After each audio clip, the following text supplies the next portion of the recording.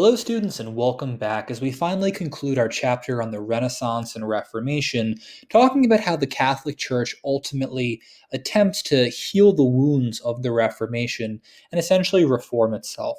Please title your notes for today The Counter Reformation.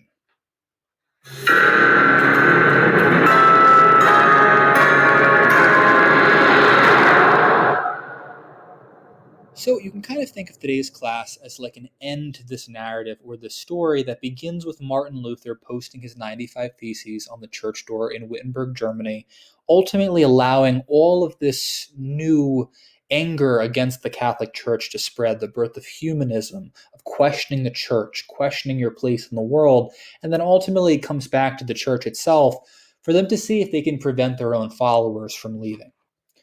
So, just in terms of setting the stage, there is one other major denomination we're going to talk about. It's going to be extremely relevant in United States History 1 in that class next year, and that's going to be Calvinism. So, first we have Anglicanism, headed by Queen Elizabeth I.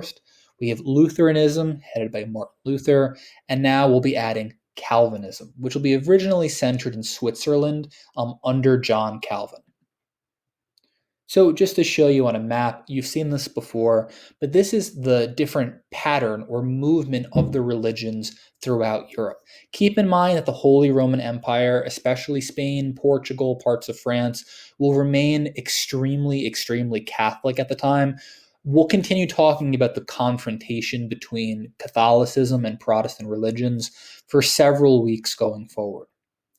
So, in terms of Calvinism and John Calvin, in 1517, when Luther posted his 95 Theses on the church door in Wittenberg, Germany, John Calvin was only 8 years old. So, he was extremely young. He ends up growing up during this period of unrest, peasant revolt, the spread of Protestantism, as basically all these new denominations are forming and spreading throughout Europe.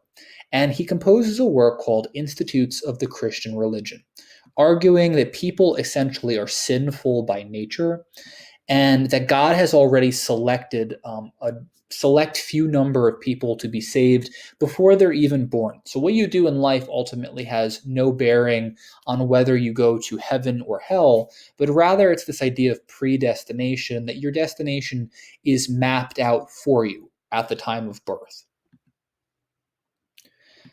So Calvin also believed in a theocracy where essentially religious leaders ran the government. And you'll see this in some colonies in the New World in United States History 1, where essentially law and order is carried out by the church. Also kind of a callback to the Middle Ages, where you saw something very similar in the manorial system.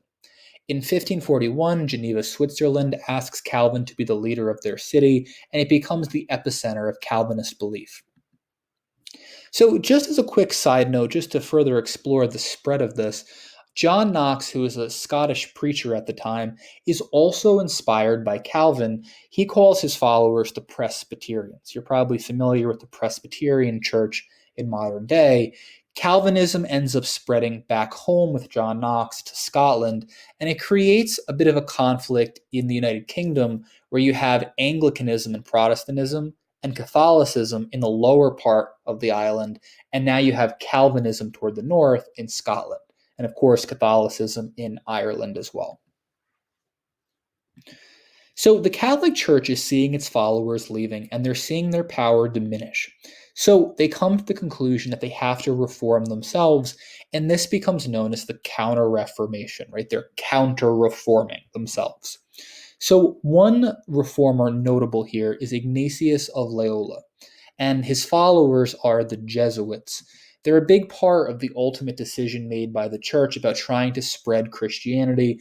Jesuits are essentially missionaries who wear black robes, and they travel around the world trying to convert people to Catholicism. So the Jesuits have three main goals. Number one, to build Catholic schools to indoctrinate children in the Catholic belief and basically spread their interpretation of the Bible and God.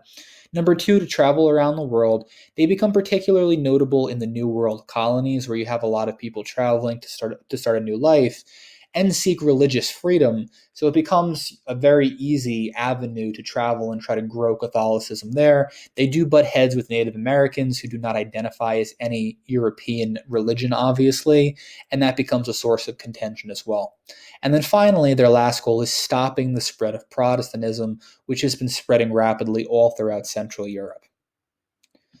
So, in terms of popes, many popes do set out to reform the church. They investigate indulgences and other abuses.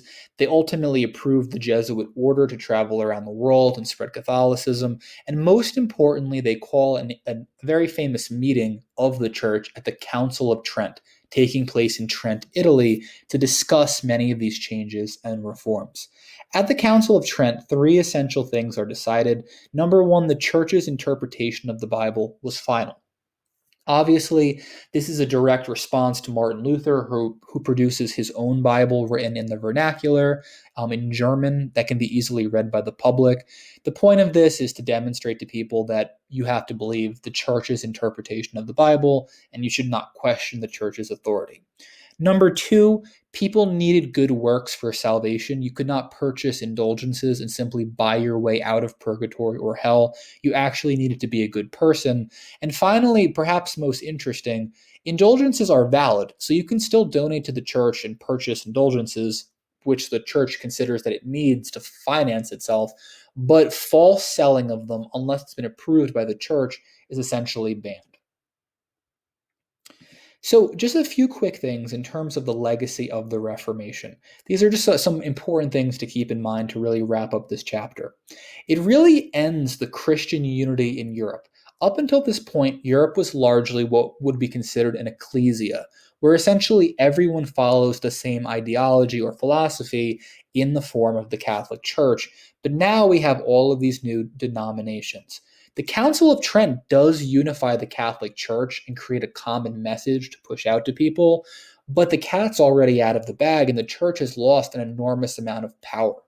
And as the power of the church diminishes, the power of monarchs in their own countries increases and becomes much more powerful, leading us into chapter 4, which will be the age of absolutism and these rising modern states.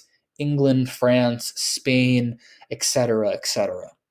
So rulers are going to attempt to expand their own empires, and this will ultimately lead to warfare, exploration, expansion, and these will be the major themes coming up in our course.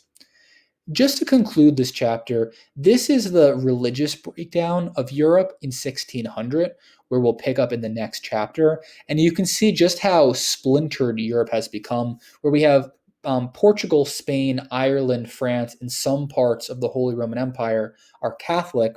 We also have enormous portions of Lutheranism in the northern part of the Holy Roman Empire, as well as Anglicanism in England and Calvinism in Switzerland and Scotland.